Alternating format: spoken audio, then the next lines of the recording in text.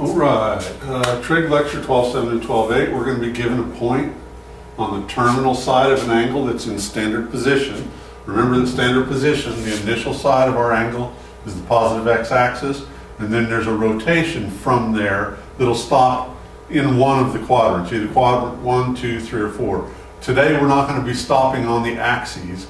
We won't have a 90-degree angle or a 180-degree angle. All of our angles will stop in either quadrant 1, quadrant 2, quadrant 3, or quadrant 4. So we're going to be given a point on a terminal side of an angle in standard position, and the student will find the value of an indicated trig function. Okay, so let's take a look at what we're going to be appealing to as we're doing this. This is a thought process. I've drawn an XY coordinate plane. This is quadrant 1, quadrant 2, quadrant 3, quadrant 4, as we've talked about in the past. I want to familiarize you with the meaning of these letters and how an easy way to remember them. If I start at quadrant 1 and I say this sentence, all students take calculus, that will give me an idea of where I'm going to put these letters. It's easy to remember, all students take calculus, A, S, T, C. And now we need to know what these letters stand for.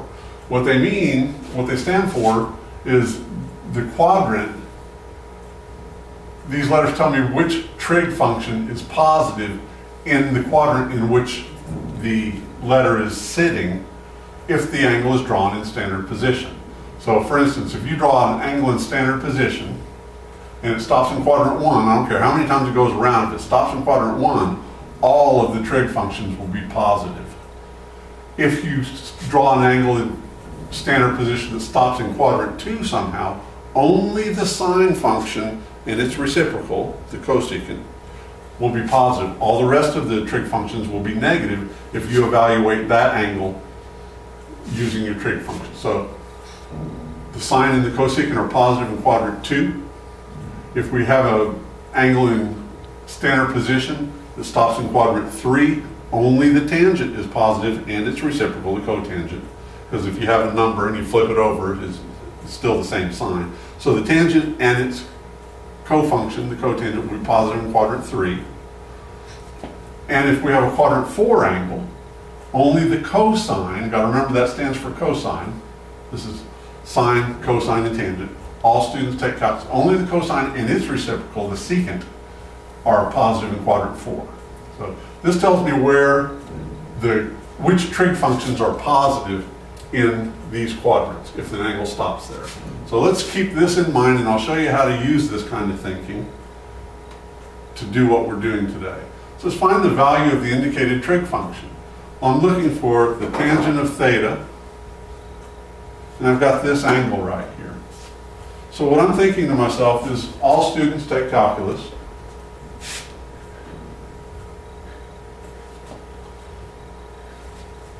This angle stops in quadrant 2. In quadrant 2, only the sine function and its reciprocal, the cosecant, are positive. So that tells me that the tangent function evaluated at this angle right here, here's my initial side, my terminal side. This angle, if I take the tangent of it, I'm going to get a negative value. That much I know. And now to find out what this value will be, there are several ways to do it. I'll show you one. Drop down a perpendicular,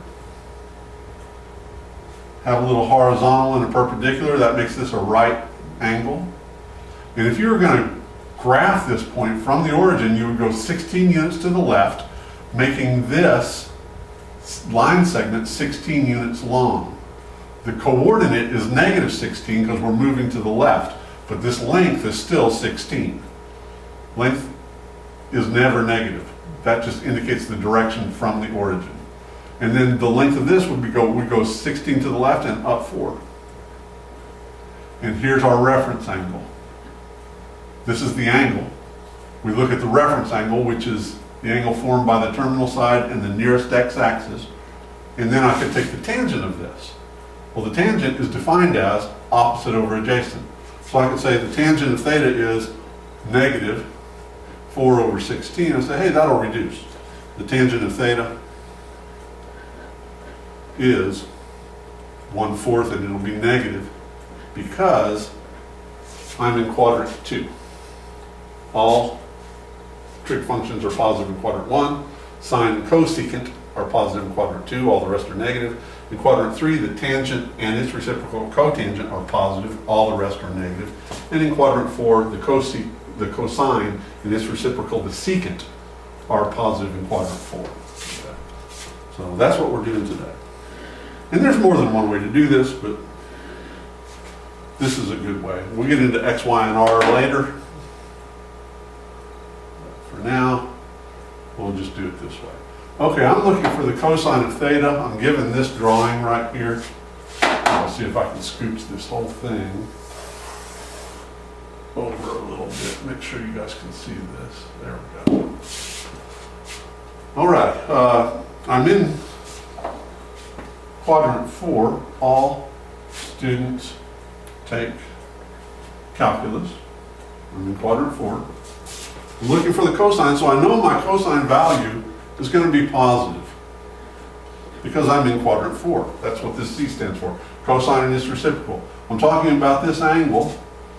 I'm going to do the exact same thing I did in the other one. I'm going to say, well, this is, I go over radical 7 and down down 3. But the length of these line segments, this will be radical 7. That's the x coordinate. Start at the origin, go radical 7 to the right, and then down 3. So the length of it is 3, even though the coordinate is negative 3. This just puts it in quadrant 4, but the length of this is 3. We look at our reference angle, which is the angle formed by the terminal side and the nearest x-axis, and we evaluate the trig function at the reference angle. So the cosine will be adjacent over hypotenuse. Well, this is the hypotenuse and I don't know it. So in this case, I'm going to have to use my Pythagorean theorem to find the length of my hypotenuse. So here we go. The Pythagorean theorem tells me that the sum of the square of the legs, the sum of the square of the legs of a right triangle is equal to the square of the hypotenuse.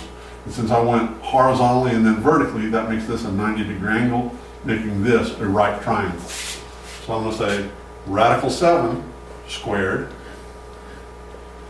plus 3 squared will equal our denominator. We can call it R or C or W or whatever you want to call it.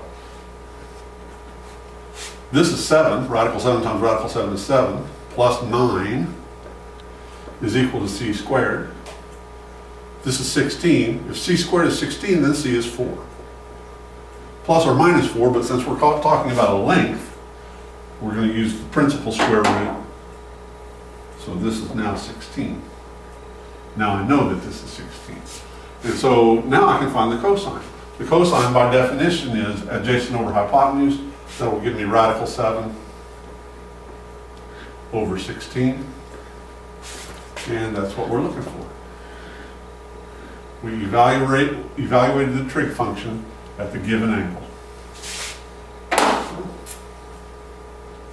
Let's take a look at another one. Tangent again. So I'm thinking all students take calculus. This is where these are the trig functions that are positive in each of these quadrants. Now see, I'm in quadrant 1. So all the trig functions in quadrant 1 are positive, so that means the tangent function will be positive. I'm going to go from the origin, I'm going to go 13 to the right and 12 up to get to this point. That's just graphing this point. I will go 13 to the right and 12 up, making the length of this line segment 13, the length of this line segment 12. I've got a right triangle because I went horizontally and vertically. That's how we graph points. And the definition, I'm going to use my, this is my angle. It's a negative angle, but it stops in quadrant 1. I'm going to use my reference angle, which is the angle formed by the terminal side and the nearest x-axis, and evaluate this trig function. Well, the tangent is defined as opposite over adjacent. So this will be 12 over 13. It'll be positive because it's in quadrant 1. So I'm done. Okay, and hopefully I haven't made a mistake. It's always embarrassing when I watch these later and find mistakes. And I cannot begin to tell you how weird it is to be lecturing to an empty room. I just always gets weird. I always feel like I'm forgetting something, and I start second guessing myself, and I watch it later and I just cringe when I watch these lectures. All right, let's take a look at this one. I'm going to be looking for the cosecant. That's the reciprocal of the sine function. So I'm going to say, oh, all students take calculus. I'm looking for the cosecant theta. Well, I'm just going to do a little reminder for myself. The sine is opposite over hypotenuse, so I'm going to be looking for hypotenuse over opposite. I've got a third quadrant angle. It's a negative angle. It's rotating in a negative direction, but what matters is I'm in the third quadrant, which tells me that the cosecant, which is the reciprocal of sine and cosecant are reciprocals. Cosecant is only positive in this quadrant or in quadrant 1. So since I'm in quadrant 3, my answer is going to be negative. Cosecant theta is negative. And I form my angle, my triangle that I'm going to be messing with, is formed by looking at the reference angle, that angle formed by the terminal side and the nearest x-axis. And we can just draw a little right triangle. Saying, well, this is, I'll go 4 to the left, meaning that this has a length of 4. The coordinate is negative 4. That just means we're moving to the left. And then we're going to move down, so that's a negative coordinate, but the length of this segment is still 3. The coordinate just tells me where, whether I move left, right, up, or down. Because I went horizontal and then vertical, I've got a 90-degree angle, I've got a right triangle. I'm looking for the cosecant, which is hypotenuse over opposite, and I don't have the hypotenuse of this triangle. So I'm going to find it using my Pythagorean theorem. And some of you can just glance at that and you'll know that the radius, or I'm sorry, not the radius, but the hypotenuse, I'll call it r. That's a weird looking r. But you can call it anything you want, C, R, W. The sum of the squares of the legs of a right triangle is equal to the square of the hypotenuse. Some of you can just glance at that and say, well, that'll be 5. But if you can't just glance at it and say that, you can just go, well, that's 3 squared plus 4 squared is equal to r squared, or whatever you want to call it. In this case, I call it r. And this gives me 9 plus 16 is equal to r squared. This gives me 25 is equal to r squared. And therefore r has got to be 5. If r squared is 25, r is 5, plus or minus 5, because if you square negative 5, you'll also get 25. But we're talking about the length of a line segment. There's no such thing as negative length. There are negative coordinates, but not negative length. And so this is 5. So, rid of that. Call it a 5. And now I can find the cosecant, which is hypotenuse over opposite.